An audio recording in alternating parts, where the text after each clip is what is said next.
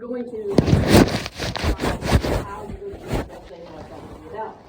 So for our purpose for this essay, before we get to all the details, this is going to be again, a 3 to 4 page essay. We had some issues with length on the last one. The narrative essay, because of how it's written, usually most students will easily hit these requirements because of the way we write in dialogue, and I'll go over all that here in a minute. So this is a 3 to 4 page essay set up the same way. 12-point type, 1-inch margins, basic type style, calibri. Name, date, narrative rough draft, all in the upper left-hand corner. There's a little sample on page 75 how this should be done. A little fake page there, okay? Give me your title, all right? This is how this should be set up. Even if you are emailing me your essay, you need to set it up this way and put your name in it, okay? You don't turn something in ever without your name. I had someone ask me one time, well, how come you have such strict instructions? Well, here's why. By reading something and understanding how something is done helps you as you walk out of this classroom and you go to your job, all right? So there's some extreme cases, but if your boss tells you how to wire a house a certain way or hook up an electrical outlet and you don't do it and someone gets zapped, it could be bad. If Kara doesn't follow what her nurse, whoever it is, practitioner or doctor, when they tells her how to distribute meds and she does it her own way, what could potentially happen? She could put a patient into shock or potentially kill him. If you're not following the directions on how to do something with a motor or an engine, oh, I'm just going to do it my own way, things could go worse. Now you're saying, well, bring me this to the patient. No, they're not. Everything we do in life, folks, is to learn and is to advance ourselves. And we do little bitty things by following instructions that help us to do that, okay? I was in your position a long time ago, and I thought, I don't have to do this. You know what? I've learned through the years, this is why we do those things, okay? This is why we jump through the hoops, because someone tells us to advance positively, okay? So that's why we follow instructions. So this essay is going to be about a one-time event. Okay? So the last one was about a person. This one I want you to write about an event, okay? Here's the nice thing about this essay. It can be totally made up. It can be creative. You can make this whole story up. I don't care. It can be totally fictitious. Cross between fiction and whatever I was going to say. Fictitious, okay? So it can be a mix of both. Maybe you have a basis of a story you'd like to tell us about, but doggone, I couldn't remember it all. Then guess what? Make it up. Be creative. Tell us about it, all right? This is your opportunity to do a little creative writing in this class. We don't do any creative writing, but this is your opportunity, if you'd like to do that, to go ahead and add some things. So a one-time event. So I want you to narrow it down to, let's say you went to Disneyland, Disney World, okay? I've never been there, so I probably shouldn't even be talking about it, if I mess it up. But where's Magic Mountain at? Is that at Disney World? Anybody been to Disney World?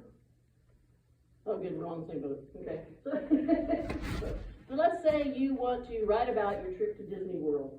Well, I understand at Disney World, it can take you 3 days to go through there, you stand in lines a lot, and it's pretty expansive. So we don't want to write about the whole 3 days. We want to write about a one-time event. Maybe it was getting on that one ride. Maybe it was getting on, a certain roller coaster or something. And tell us about that. Don't forget about description. You just wrote descriptively. Some of you very well. Do that also with this essay. Okay? Tell us the story. We all like to tell stories, right? We all like to tell everybody what we've done over the weekend or an event that's happened in our life. That's what we're doing. We're sharing a story. Okay? So we want to, as we look at the instructions here, when we look at establishing an organizational pattern in a narrative, and I'm going to write this up here because this isn't actually in your little booklet here, but when we write a narrative, we start out with something called the exposition. Some of you might even remember this from high school or junior high, okay? But when we talk about the exposition of a story, we're talking about basically the introduction. But during that introduction, we do a number of things. We set the stage. We tell the people who's going to be in our story, basically. We set time and place, okay? So we establish the exposition. As we tell our story, we have what we call rising action, okay? We build. When you go to a movie, you don't go into the movie and, everything happens all at once and you're done, right? No, it builds up, okay? It builds up. And suddenly, you all ready to know what's going to happen, who's going to win the war, who's going to get killed, or who's going to fall in love, or whatever the movie might be about, okay? And then you reach that turning point of a story, which is called the climax, okay? That's the turning point, the crescendo, the climax, whatever you want to call it. This is the pivotal part of your story, where things start to change, okay? So when things start to change, we have what we call falling action.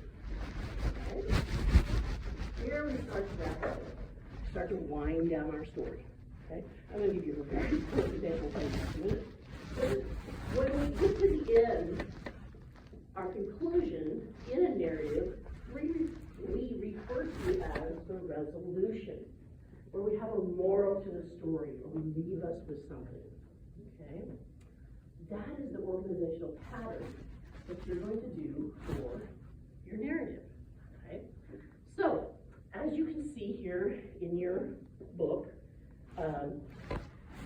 I want you to write this from your perspective.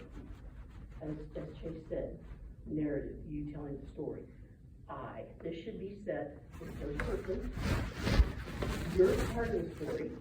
You're telling us the story. Can you have other people in there? Absolutely. But I want it to be from your perspective.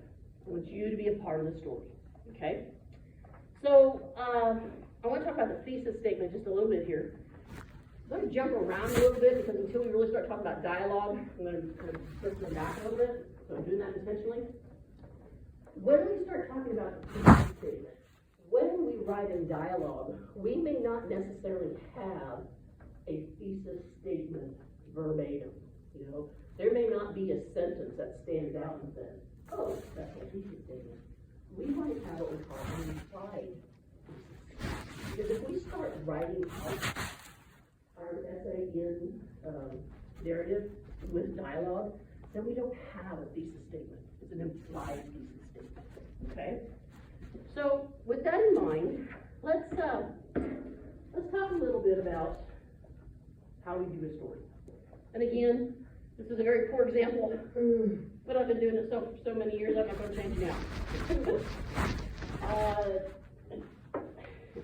The story, those of you that were in my intro to comp class may have heard this, I apologize, so bear with me.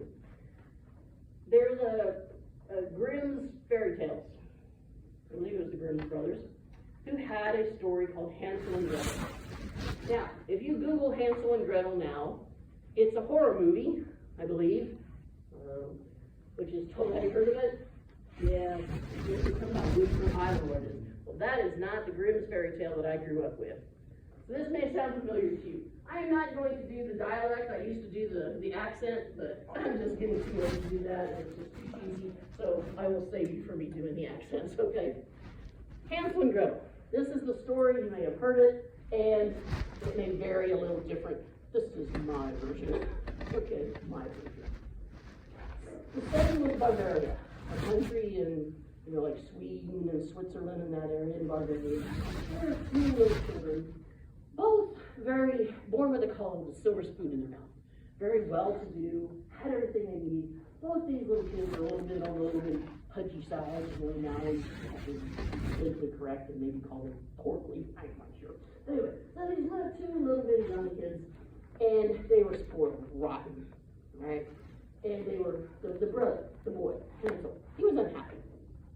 And he told his sister, Gretel, again, I'm not going to guess it, Gretel, I'm unhappy here. I'm tired of living here in this castle. I don't know why we have to stay here. I want to go see what else is out there. Oh, Hansel, we have everything we need. Why would we possibly want to leave all of this? Oh, there's something better out there. I know there is. Dialogue. Okay? So he convinces his sister to run away. And she goes, I'm afraid we're going to get lost. Don't worry about it, Gretel. I got it under control. I got breadcrumbs. We're gonna sprinkle breadcrumbs and we'll find our way back home. Sound familiar enough? Okay. We're gonna take off to the woods. They're sprinkling their breadcrumbs, right? They're gonna find their way back home. So after they travel, everybody hops through the woods and look at all the birds and all the trees and everything. They're enjoying themselves. They come to a clearing, and there's this little house, and they get closer, and they realize, oh my, it's made of gingerbread and candy and all sorts of good things. So here they are, can't get away from their sweets. They start popping off things off of the house, and they start to chew on it and eat it, and they're just enjoying themselves. Hansel looks at Gretel and she said, see, I told you there's better things out here. You would never get this much candy at home.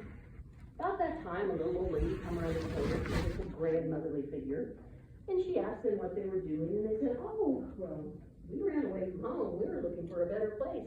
She goes, well, you're welcome to stay here. Come on in. You can have everything you want to eat. So they went in, enjoyed themselves, and at one point, after they started getting fattened up a little bit, the little old lady, little grandmother, turns out to be a witch. And she puts them in a pot, puts them on the stove, and lights the candle.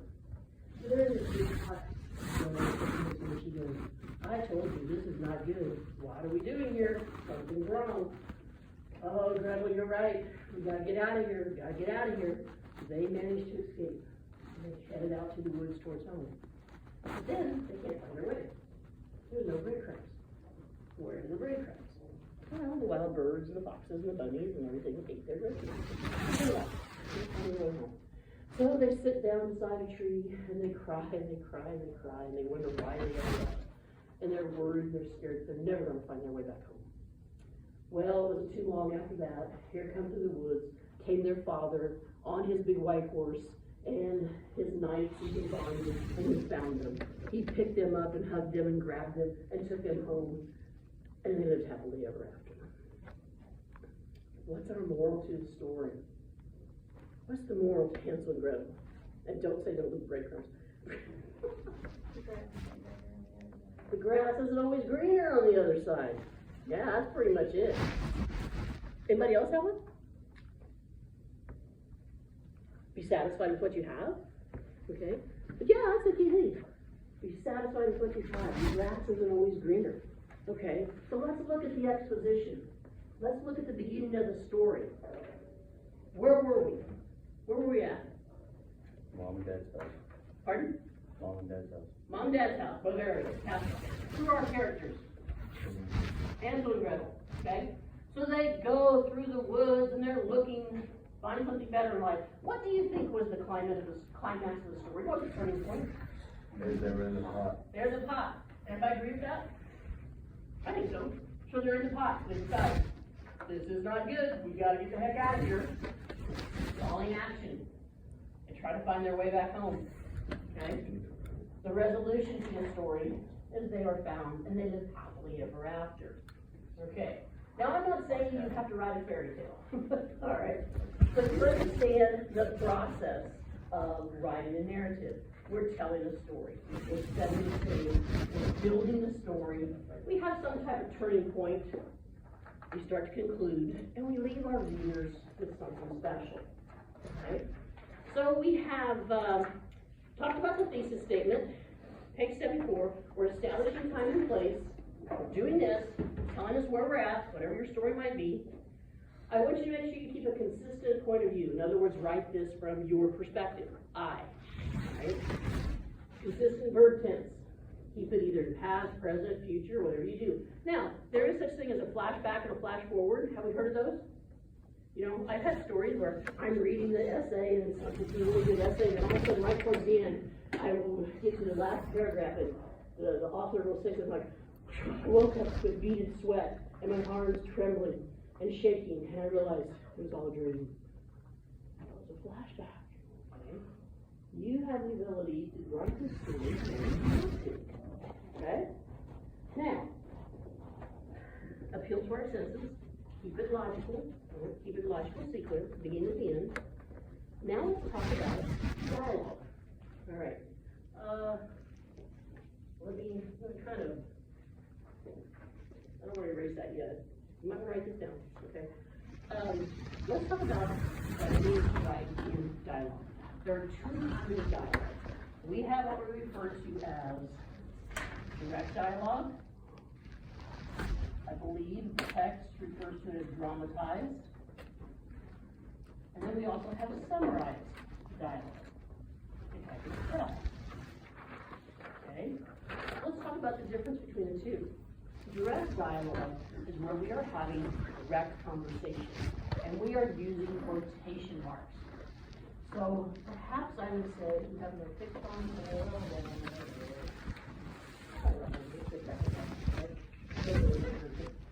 if I would say, Rylan, please take out the trash.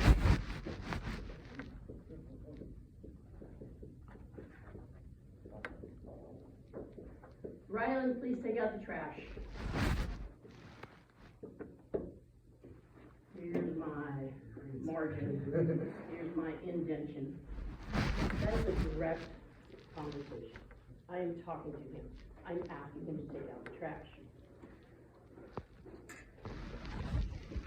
So, he's speaking. He tells me no.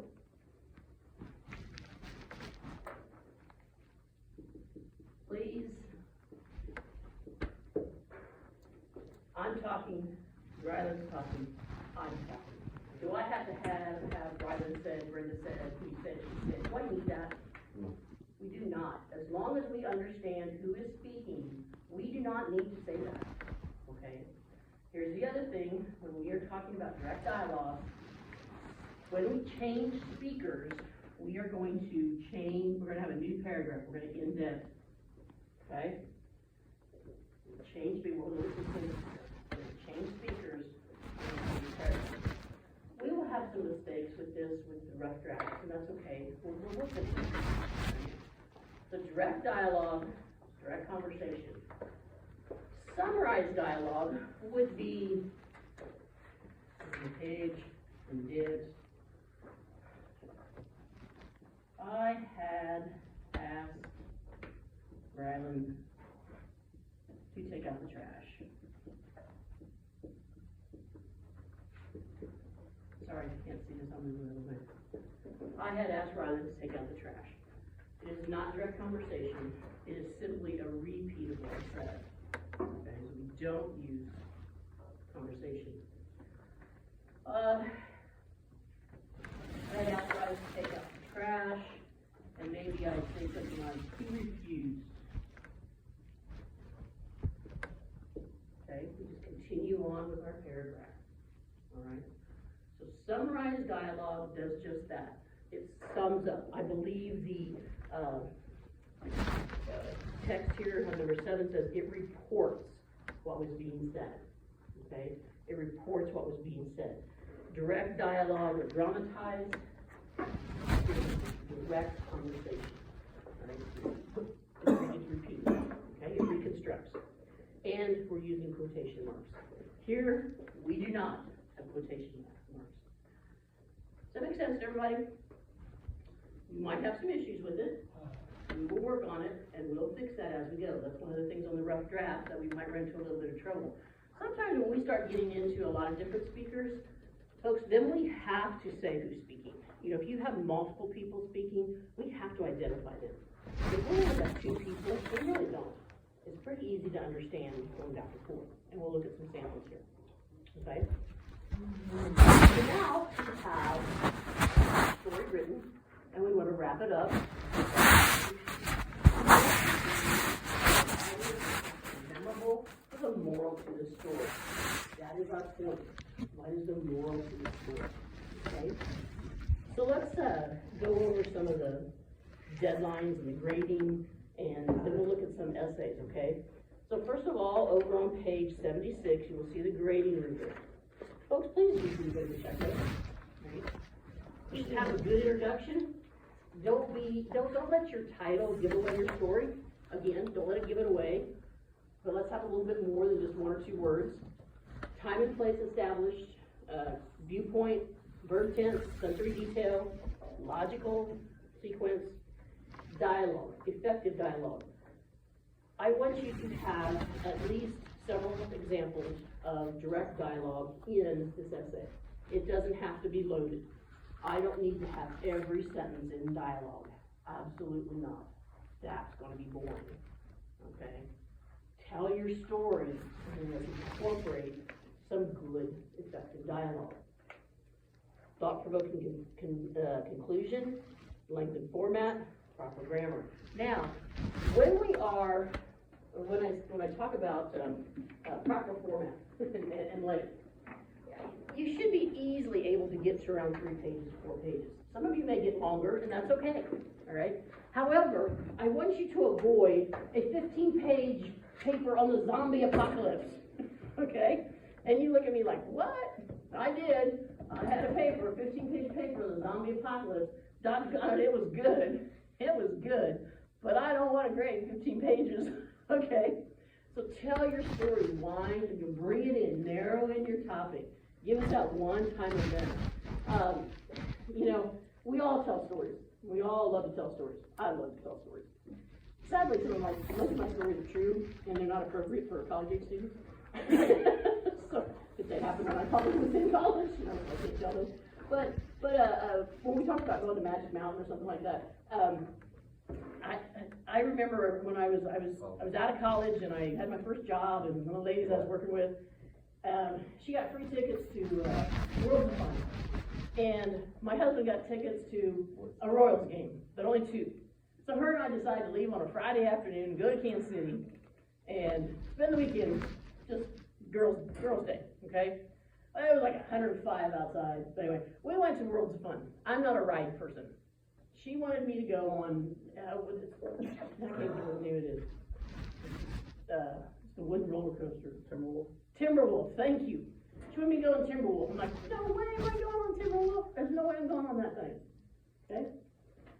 Well, so we stood in line for a while, and I chickened out. I said, I'm not going on Timberwolf. Okay. If I was writing this story, this is how I'd be telling it, okay? I think I probably used a few expletives. I am not getting on that thing. So it was so hot outside, literally, the pavement was melting under our feet. Literally.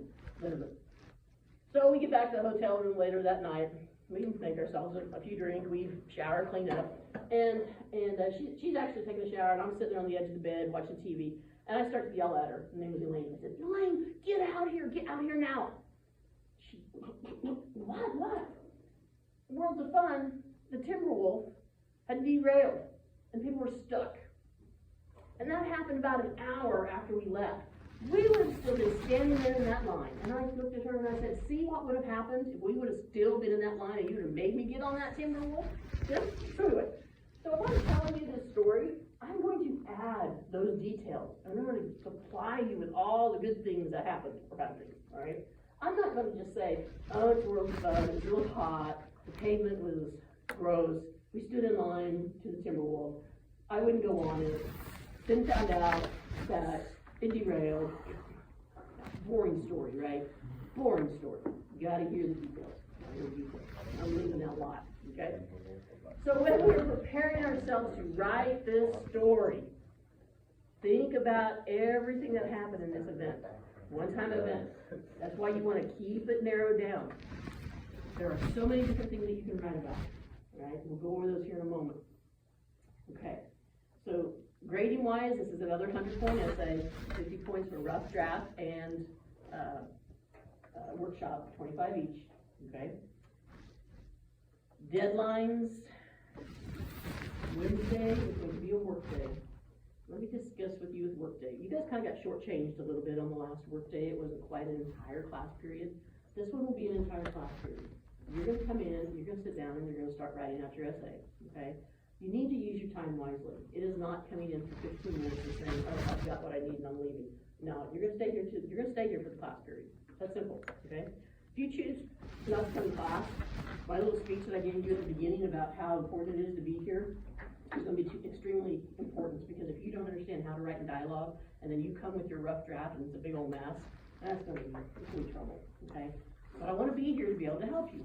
Now, whether or not you choose for me to help you, that's another thing. I'm not going to sit there beside you and pick on you, but I want to be here to help you out, okay? So, my days. Wednesday is going to be a work day. Friday will be workshop. That means Friday, you're gonna email me your essays again, or show up with 2 copies, and we're gonna break up into workshop. I would like to commend you folks, you did a great job with workshop the last time. Put that effort out again, thank you, you did a really good job. Some of you needed to add a little bit more maybe to some of your, information, but you did a good job, and I want you to do that again. That's good, easy points, if you might have struggled a little bit on something. So thank you for doing a good job on that. So that's what our week will kind of be like, all right? So questions on this essay? All right, story time, right? Story time. Gather around. Yep, we're gonna start on page 80. There are 3 examples in here of different ways to write this essay and different uses of dialogue, okay? This first one incorporates about a medium amount of dialogue.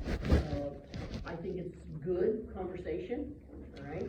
We're gonna talk about it a little bit at the end. We're gonna discuss the organizational pattern and see what we think, okay? So let's take a look at this. Again, this happens to be the same individual that wrote about her dad, okay? So this is called Overnight Adventure. Again, they're not perfect, but they're pretty good. I always loved having a friend stay the night at my house as a child. I grew up in the thriving metropolis of Ogalla, cursed with the difficult task of trying to convince someone to come spend the night in the country. This particular weekend, my best friend Melanie found out that while there may not be a lot of activities to do in such a small rural area, that did not necessarily mean that the weekend would be without excitement. I had stared intently at the clock all throughout the day, the second hand matching the beat of my heart in anticipation. Remember when we talked about similes and metaphors? It's a very good description here. Only a few seconds remained before the last bell of the day would ring, and I could not wait. At last, the sound of freedom rang out, and I quickly grabbed my books, coat, and Melanie's hand all in one swift motion. I do not remember my feet touching the ground as I pulled her behind me through the hallway, down the stairs, out the door of St. Mary's School, and into the car where my mom waited for us. I believe she might have voiced a complaint about being handled like a rag doll, but in my excitement, I never really heard her. After settling into the back seat, I immediately started telling Melanie everything we could do over the weekend, rushing to get it all out in one breath, while at the same time elaborating on everything to make it all seem more exciting. My sister joined us in the car and we headed toward Ogalla. Do you have cows? What about chickens? Horses? Well, no, I don't live on a farm, I just live in the country. What do you mean? If you don't have animals, why don't you live in town? Take a moment and look, see the indentation, change the speaker, change the paragraph, okay? We do not need to say, Melanie said, I said, because we know the speakers are going back and forth. Excuse me. Melanie's question sparked one I had asked myself many times. We didn't have land to farm, animals to take care of, or any of the other normal things that a person living in the country would have. Unsure why we didn't live in town, I started to worry that Melanie would get bored and never want to come back to my house. There is an abandoned school that I sneak into. What fun is a school? You just got out of school. I don't want to spend my weekend in a boring old building. You'll see.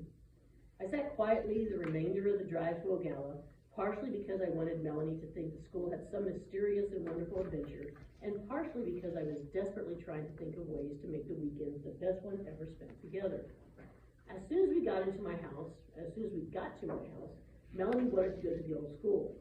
I wanted to wait until Saturday to go, thinking that if I could stall until tomorrow, I could possibly keep her entertained until the time came for her to go home after supper. Let's go now. I want to explore every room. It's better to go in the morning, I said, trying to think of an excuse why we should wait. Luckily, my mom saved the day when she announced that she wanted us girls to help her with supper. We stopped for their second there. When she announced, an example of summarized dialogue, okay? Mom announced. She had also rented some scary movies to watch after we finished eating. In that moment, I loved my mom more than ever. She had just provided the perfect reason why we would have to wait until morning to begin our adventure at the school. I awoke to Melanie shaking me, and no matter how hard I pretended to still be asleep, she did not buy it. We quickly got dressed and practically inhaled our bowls of Cookie Crisp. My sister Jenny decided to join us, which meant that Melanie and I would have to both ride my bike. It was a gorgeous day with summer just around the corner, and already the temperature was enough to warm us as we rode the 4 blocks to the old school. We flew around the corner, me being careful not to slide on the large piles of gravel that lined the sides of the dirt roads. I looked at Melanie and could tell she was trying to decide if we were going to have any fun at all. The building appeared pretty run down. Having closed more than 20 years prior, the windows were either broken or boarded up.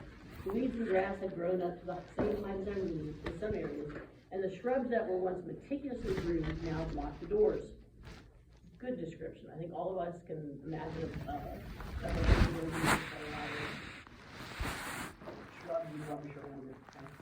Nevertheless, my sister found a partially open window and called for us to follow her inside. Once inside, we aimlessly wandered the many halls and explored the dusty classroom.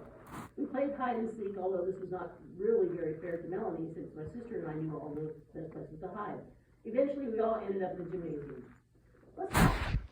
Melanie had just noticed a giant rope hanging down in the middle of the gym. That, I said, is the best part of playing in a school. Here, let me show you. I grabbed a hold of the knot at the bottom of the rope, both hands barely fitting around it. Quickly, I climbed up higher and higher until I sat about halfway up with my legs securely wrapped around the rope. My sister took her usual position on the wood floor and grabbed the knotted end of the rope. She expertly began swinging the knot in a wide circle. Melanie's eyes grew wide as she watched me fly gracefully through the air, my knees tightly squeezed together, keeping me securely positioned. The harder my sister swung the rope, the faster I went. You guys, you imagine that kind of scene, how that's happened? Yeah, you visualize that? Now this is where the details start to get a little fuzzy to me. I remember being on the rope, looking down at Melanie and feeling so pleased at myself for finding something that she had never done before. My stomach felt as if 100 tiny butterflies fluttered inside of it, and my hair grew tangled. I also remember thinking I think the word fun should be in there. I also remember thinking how much fun it would be to let go of the rope with my knees. So I did just that. The last thing I remember is hearing Melanie and my sister both scream in horror as I spiraled down towards the hard, unforgiving gym floor. Becky, you can't go to sleep yet, honey. My mom's voice sounded so distant. I felt so tired and did not want to open my eyes. My head throbbed uncontrollably. You have a concussion, honey. You have to stay awake for just a little while longer. It took all my strength, but finally I opened my eyes and found myself lying on the couch and absolutely confused about how I got there. I looked out the window and noticed the complete darkness. Slowly my gaze settled onto the clock on the wall above the television. Okay, I said to myself, it's only 10 a.m. I vaguely remembered leaving the house at 8 that morning, so we must have only played at the school for 2 hours. Why is it dark outside? It's too early in the morning to be dark. My voice sounded so groggy and disoriented. Oh, honey, it's 10 p.m. It's nighttime. Do you not remember what happened? My mom gently stroked my hair and explained I had fallen off the rope of the school and landed head first onto the floor. My sister had somehow managed to ride her bike home with me on the handlebars, and Melanie had ridden my bike home.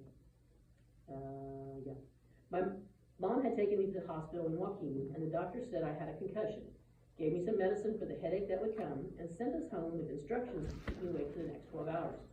I bolted straight up and asked my mom about Melanie, afraid that she would never want to stay the night again. Mom assured me that Melanie arrived safe at home, and she handed me a card that Melanie had made for me while I had seen the doctor at the emergency room. I quickly scanned over the rainbow and flowers that adorned the front of the homemade card and read what Melanie had wrote. Becky, I hope you feel better soon, Melanie. P.S. I can't wait to come stay the night again. Relief washed over me as I read the words she wrote. I felt so glad that she had somehow managed to have fun in all the chaos that had happened. My biggest fear now was trying to come up with an invention. Position. Who's our character? Becky and Melanie. Who else in the beginning there? Sister, mom. Yeah. And it started out where at? At the school. Okay. Rising action. We built up to going out to the farm. Living outside of town. What do you think was the turning point? What was the climax of the story? And she climbed on the rope and fell on her head. She climbed the rope and fell off. Oh. Yeah, I think probably flying down. I think that's what I think that's the story. So we have a wrap up and our resolution. What's our moral to the story? And don't say don't find the road. What's our moral of the story? Don't let go. Don't let go of the road, yeah. What do you think? Don't go and abandon schools.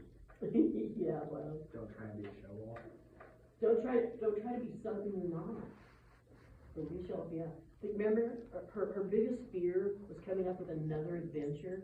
'Cause remember at the beginning, all she worried about is to entertain her friends. She was trying to be someone she wasn't. She wanted to be somebody she wasn't. That's kind of our moral. Pay attention to the dialogue. New speaker, new paragraph.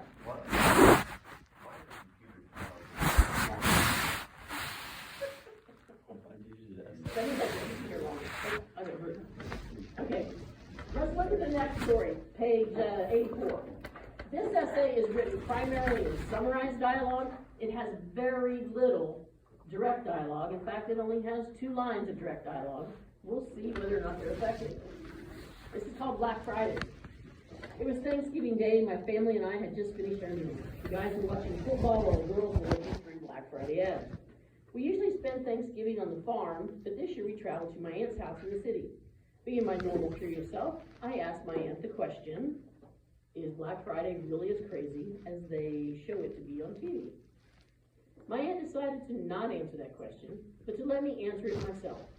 She thought I should experience Black Friday, so I then decided that I would go out at midnight with my grandma and my aunt to try and catch the greatest deals. The day went by, we napped, had some more food, and then finally it was time to head out to the stores to go wait in line. We arrived at our first store, which had the greatest deals on the items that my aunt was after.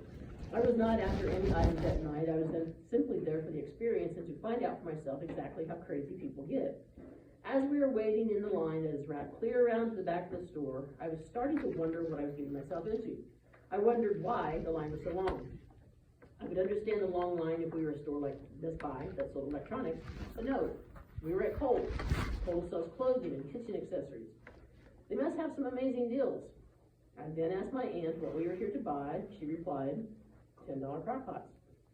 The line slowly started to move forward. As we got to the door, people were running crazy through the store.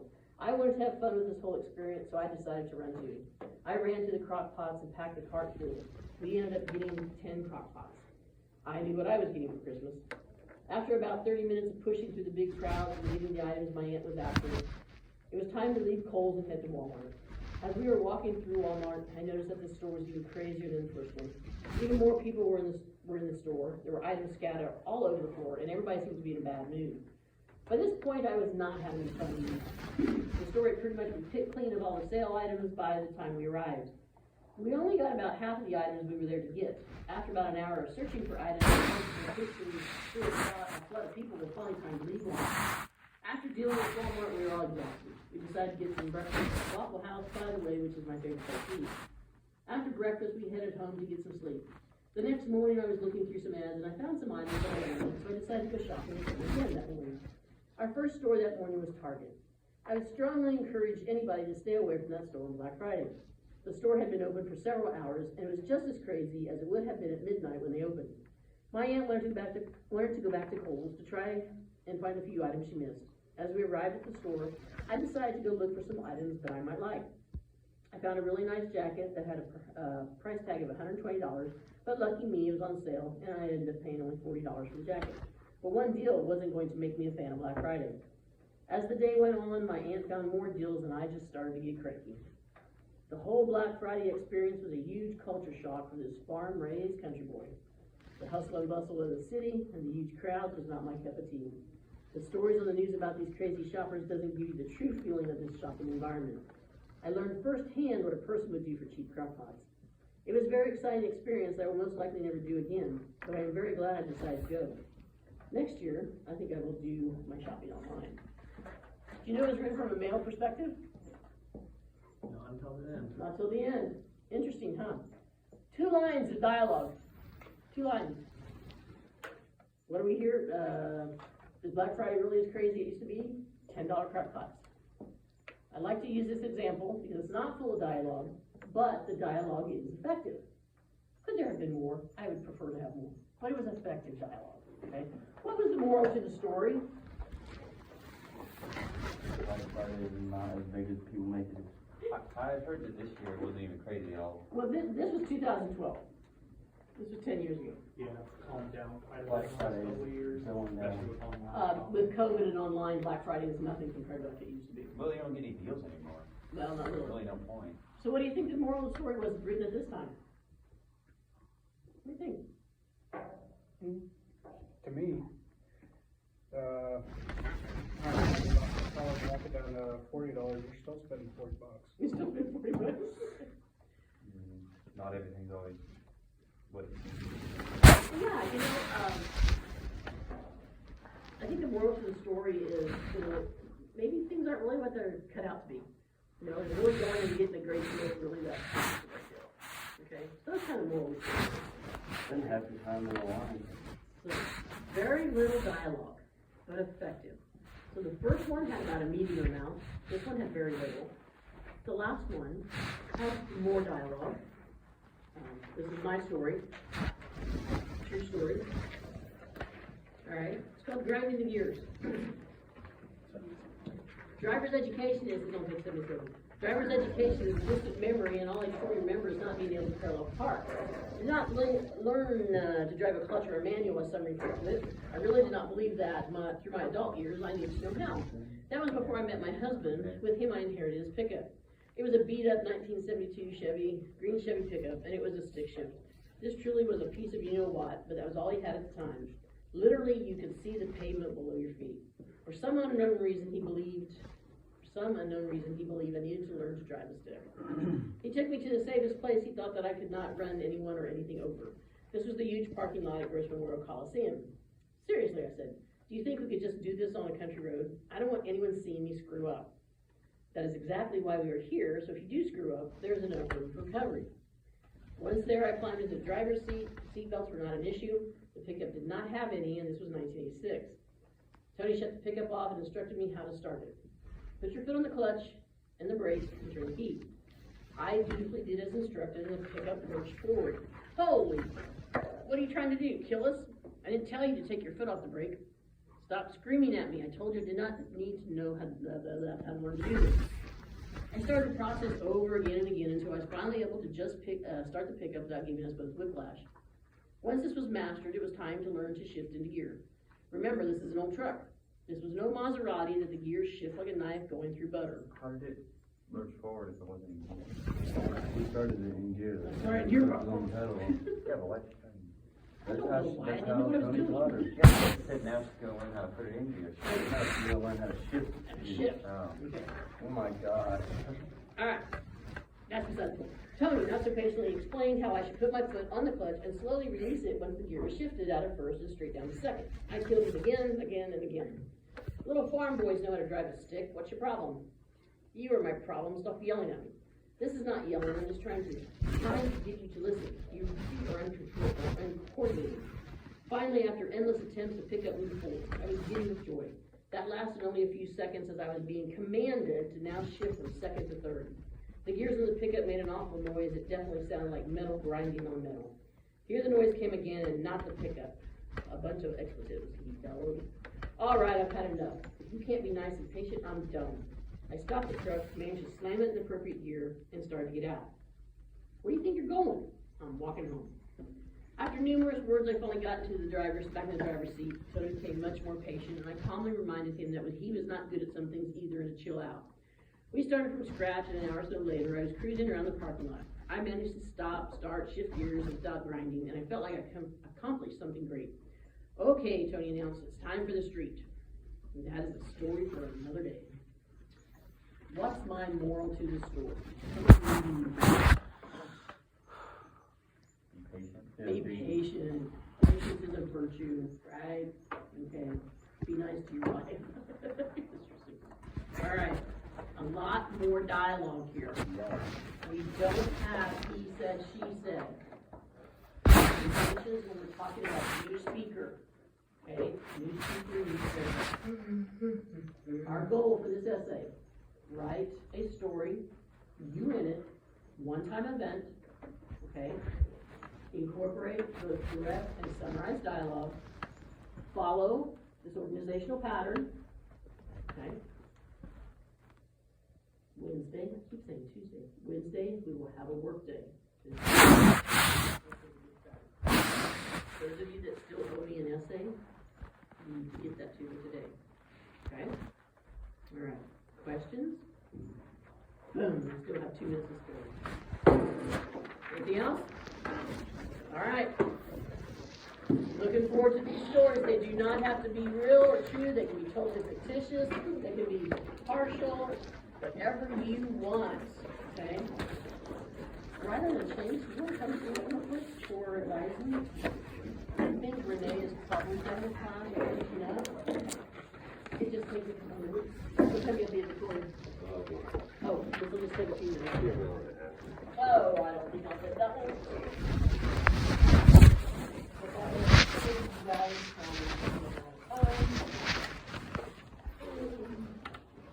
done. Can I have treats? Thank you. We'll see.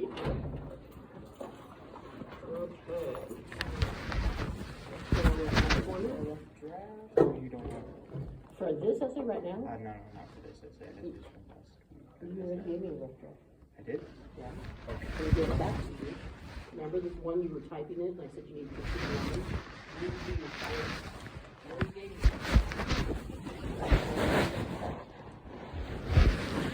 Remember, get right hand it back to you?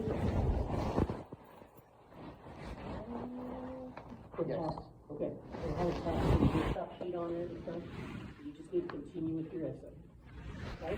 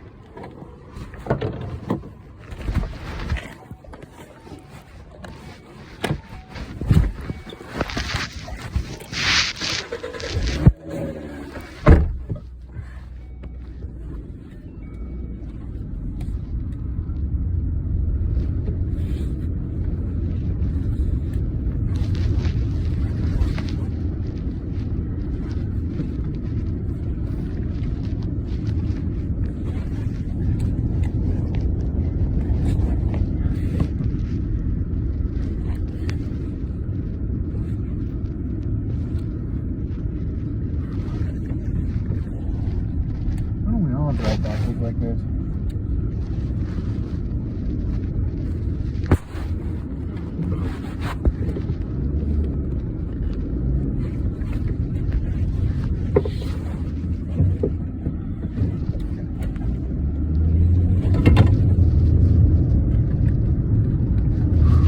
Forgot I had a fucking plate up here.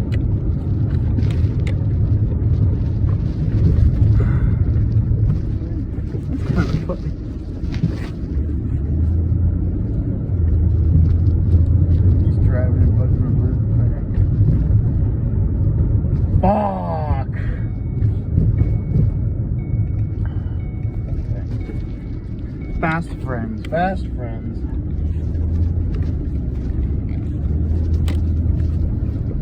That's what all met. I got a lot of shit. Ah,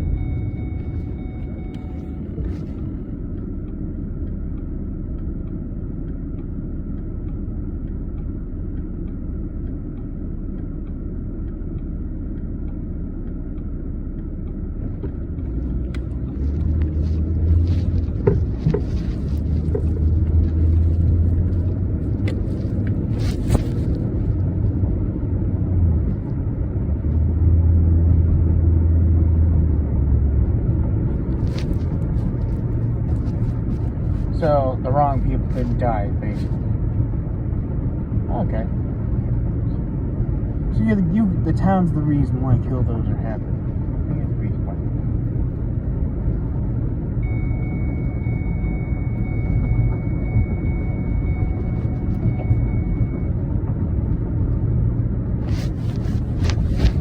Oh shoot, where'd my zipper go?